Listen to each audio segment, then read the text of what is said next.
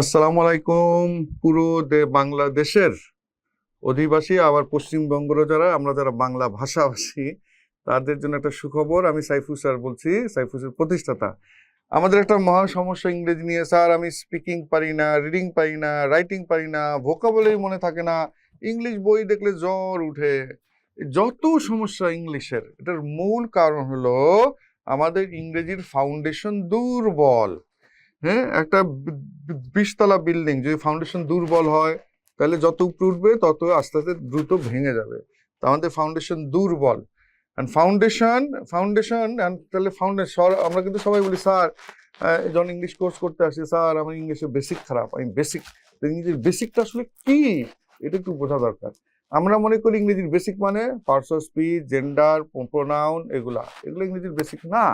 যেমন বাংলা ভাষা, আমরা যদি জো বাইডেন বা একটা বিদেশি লোককে বাংলা ভাষা শিখাইতে চাই, তাকে কি আমরা কারক বিভক্তি সমাস অপাদানে শিখতে সপ্তমী পড়াবো? বলেন না স্যার, আপনি তাকে বাংলা শিখাবেন, ব্যাকরণ পড়াবেন কেন? তো বাংলা শেখার জন্য ব্যাকরণ পড়া যেমন হাস্যকর, ইংলিশ শেখার জন্য গ্রামার পড়াও হাস্যকর। হ্যাঁ, এই যে তোমার বয়স 35-40, সারা জীবন গ্রামার পড়ছো, পড়ে এটা তোমার মনে শান্তি আছে? চাকরি জীবনে ঢুকছো একটা প্রাইভেট কোম্পানি, ইংলিশ পারতেছো না, তখন সমাধান কি? এটাতে আসতেছি। পৃথিবীর ইতিহাসে এটা যুগান্তকারী বই, এই ধরনের বই দুনিয়াতে নাই। এই যে একটা বই, এটার নামই হলো ইংলিশে জিরো টু হিরো। টু না, টু, আমার সাথে বলো টু। আমরা শিখছি টি, টি না। আসলে সঠিক উচ্চারণ হলো কি একটু ঠয়ের দিকে, ঠিক। যেমন ঠেলা গাড়ি, আমরা কি টেলা গাড়ি না বলি, ঠেলা গাড়ি। টোঙ্গা না ঠোঙ্গা, ঠাকুরগাঁও না ঠাকুরগাঁও, ঠিক এরকম। এটা টু, এটার নামটা হলো জিরো টু হিরো।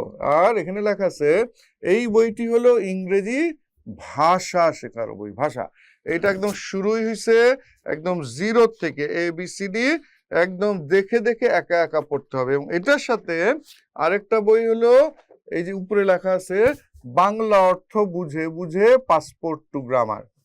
এই যে এই কথাটা খুব গুরুত্বপূর্ণ, বাংলা অর্থ বুঝে বুঝে।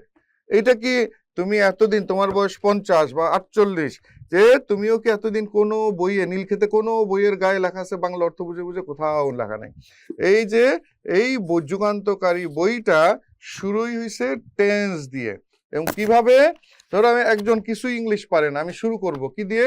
আমি, আই, যাওয়া, গো, আমি যাই, আই গো, আমি খাই, আই ইট, শুরু হয়ে গেল।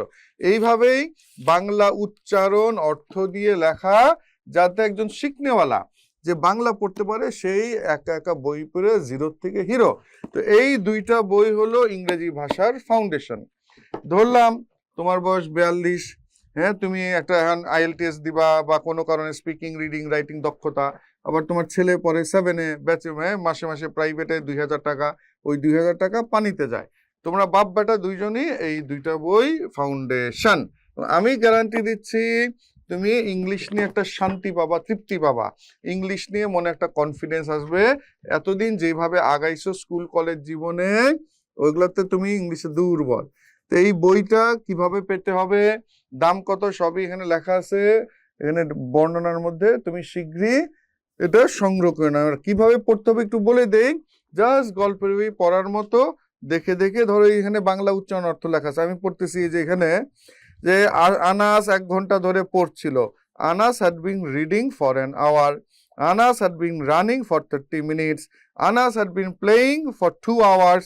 এইভাবে প্রতিটা উচ্চারণ অর্থ দেয়া, একদম তোমার দেখতেও যে শান্তি লাগতেছে। জাস্ট দেখে দেখে পড়ে যাবা, কোনো মুখস্থ করবা না।